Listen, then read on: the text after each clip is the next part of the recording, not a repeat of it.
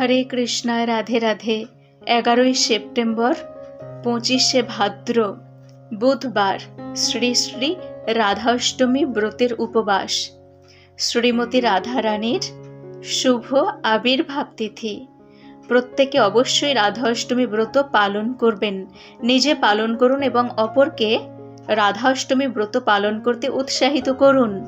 কারণ একটিমাত্র রাধাষ্টমী ব্রত পালন করলে 1,00,000 বার একাদশী ব্রত পালন করার ফল লাভ হয়ে যায়। তাই প্রত্যেকে অবশ্যই রাধাষ্টমী ব্রত পালন করুন। শ্রীমতী রাধারানীর কৃপা লাভ করলে ভগবান শ্রীকৃষ্ণকে অনায়াসে লাভ করা যাবে।